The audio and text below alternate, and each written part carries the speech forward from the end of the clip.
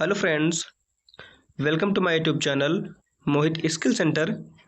Friends, आज हम बात करने वाले हैं एमए फर्स्ट ईयर का सेकंड सेमेस्टर ज्योग्राफी के बारे में। और ये आपका फर्स्ट पेपर है जिसका नाम है इंडियन फिजिकल ज्योग्राफी, जिसको हिंदी में बोलते हैं भारत का भौतिक भूगोल। फ्रेंड्स, हम इस वीडियो में कुछ इंपॉर्टेंट प्रश्न के बारे में जानेंगे जो आपके आने वाले एग्जाम में काफ़ी हेल्पफुल रहेंगे। जैसे पहला क्वेश्चन है, मृदा संरक्षण के उपायों का उल्लेख कीजिए। ये पहला क्वेश्चन हो गया। और दूसरा है, गैर परंपरागत ऊर्जा स्रोत पर प्रकाश डालिए। और तीसरा क्वेश्चन है, संक्षिप्त में भारत में उपयोग होने वाले निम्नलिखित गैर परंपरागत ऊर्जा स्रोत पर प्रकाश डालिए। जैसे कौन कौन से? सौर ऊर्जा, पवन ऊर्जा, बायोगैस। फ्रेंड्स, ये सब हमारे क्वेश्चंस बहुत इंपॉर्टेंट हैं। अगर आप एमए में हैं तो ये आपको वीडियो ज़रूर देखना चाहिए। तो चलिए वीडियो को स्टार्ट करते हैं। पहला क्वेश्चन कह रहा है, मृदा संरक्षण के उपायों का उल्लेख कीजिए। मैं पिछली बार वीडियो में डाला था कि मृदा संरक्षण होता क्या है। अगर आपको नहीं पता है तो उस वीडियो को आप देख सकते हैं। तो यहाँ देखते हैं, कह रहा है, आंसर में कह रहा है, मृदा संरक्षण के निम्न उपाय महत्वपूर्ण होते हैं। पहला है, पहाड़ी ढालों, बंजर भूभागों तथा नदियों के किनारे उपयोगी वृक्ष लगाए जाएं। अगर आपको मृदा संरक्षण रोकना है तो आपको नदियों के किनारे, बंजर जमीनों पर और पहाड़ी ढालों पर वृक्ष लगाना अनिवार्य है, तब जाके आपका मृदा संरक्षण रुक सकता है। और दूसरा ऑप्शन है, फसलों का हेर फेर किया जाए। जो फसल आप लगाते हैं उसका हेर फेर किया जाए।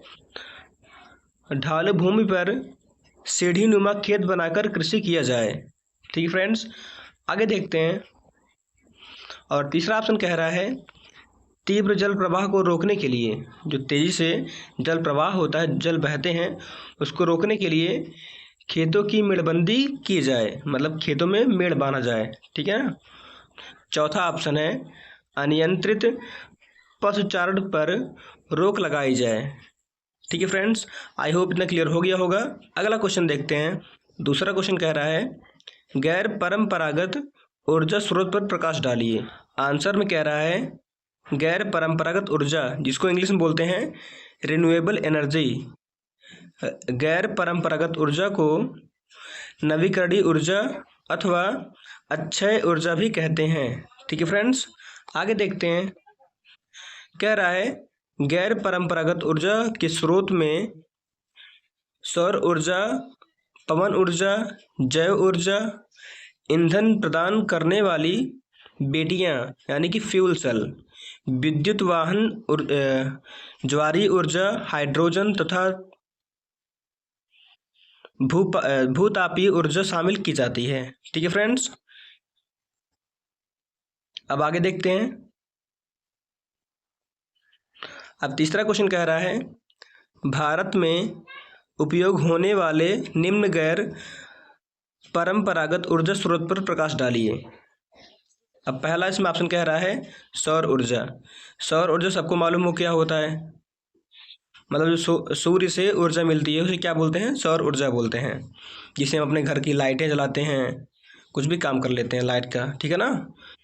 कह रहा है इसमें, सौर ऊर्जा कभी न समाप्त होने वाली प्रदूषण मुक्त ऊर्जा है। यानी जो सौर ऊर्जा होता है वो कभी समाप्त नहीं होने वाली आपकी ऊर्जा होती है। आगे कह रहा है, सौर ऊर्जा के उपयोग बहुउद्देशीय हैं। ठीक है फ्रेंड्स।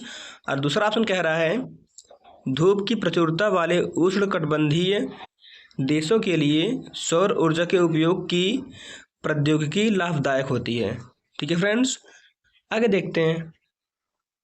और थर्ड ऑप्शन कह रहा है, भारत भी एक उष्णकटिबंधीय देश है, यहाँ सौर ऊर्जा के दोहन की असीम संभावनाएं हैं।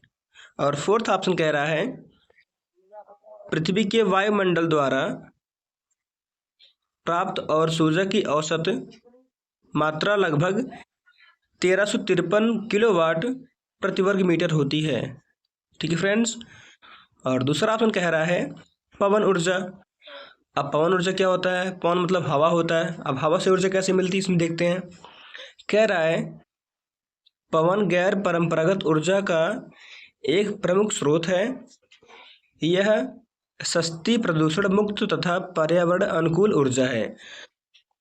आगे देखते हैं, इसमें कह रहा है पवन की गतिज ऊर्जा को टरबाइन के माध्यम से विद्युत ऊर्जा में बदला जाता है।